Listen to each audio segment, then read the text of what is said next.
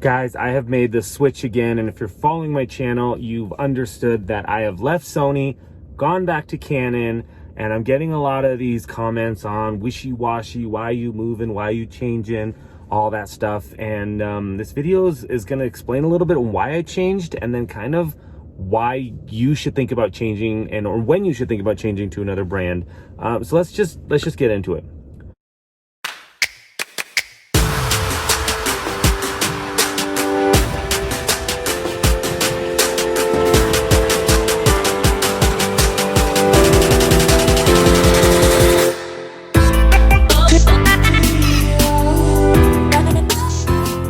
What's going on, guys? It's Jeramie with Jeramie Photography. Thank you so much for tuning in. Guys, if you're new to the channel, please consider subscribing. If this video helps you anyway, give it a thumbs up.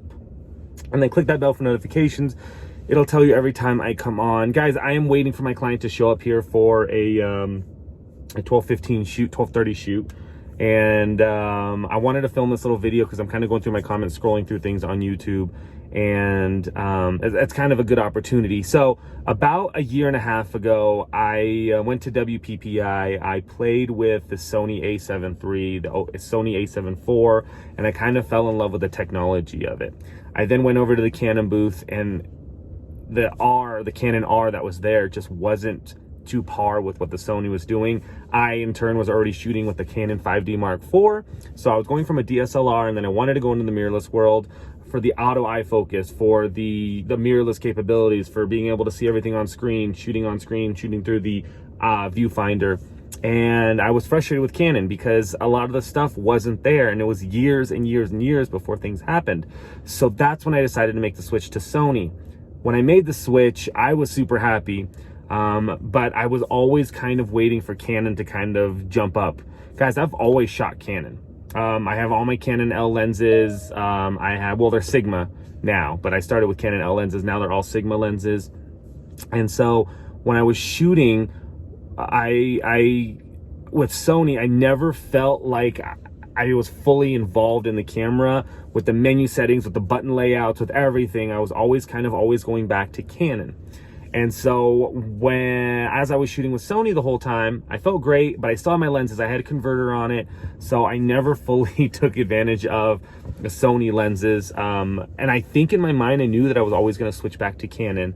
Fast forward later, Canon announces the R5 and R6. I get stoked, and then I switch again.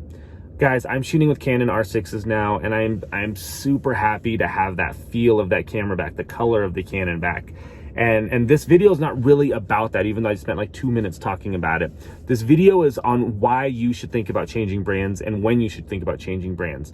For me, it came to a simple workflow and natural feeling. For me, a camera is, and a system in general, has to just naturally fall into place. It's like a painter holding a paintbrush. I don't want to think about my gear while I'm shooting it. It just has to work, and it has to work the way that I want it to work. I'm so used to Canon. I'm so used to the way my fingers feel on it. And you can talk to people that shoot Nikon, or Nikon, if you will. And there's a preference in hand holding, Xbox to PS5, right?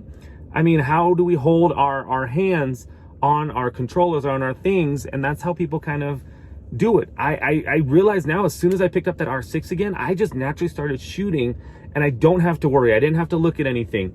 I didn't have to check the format of my camera, the format of my card, the colors. I didn't have to chimp as much. And I'm a chimper, but I didn't have to chimp as much because I was getting what I was supposed to be getting. I don't know why I'm wearing a seatbelt in here. And so I feel very, very happy in that transition. And the things that you need to be looking for is you need to be looking for being able to throw something in your hand and shoot naturally. Of course, we're going to be looking at ISO capabilities, the noise reduction in our stuff, the lens choices that we have. But ultimately, you need to switch brands when it's uncomfortable for you to shoot with the brand that you're at. I did. I followed the Sony fanboys, and they kept talking about how great Sony was. And you know, Sony did a lot for me for a year and a half. Until it messed up and broke, and then I found out all this other stuff that was going on with it, and that's when I kind of changed. So that's why I switched, and that's why you should switch to whatever brand that you're going to switch. And if you're happy with what you're shooting now, just keep upgrading with it. But it gets to the point where if your company or whoever you're using doesn't upgrade with you, that's when you have to think about going somewhere else. And ultimately, that's what made me leave Canon originally to go to Sony, and then Canon came up, and then it brought me back. So that's kind of it. Side note, as I was sitting here and filming something for Weddings of the West, which is a wedding, you know, you check out weddingsofthewest.com, a woman over here fell. 3 women were walking and she fell, and I think they're actually still sitting in a car right there nursing it, but she just went and fell. It was hilarious. Things are happening. Guys, thank you so much. I will talk to you guys next time.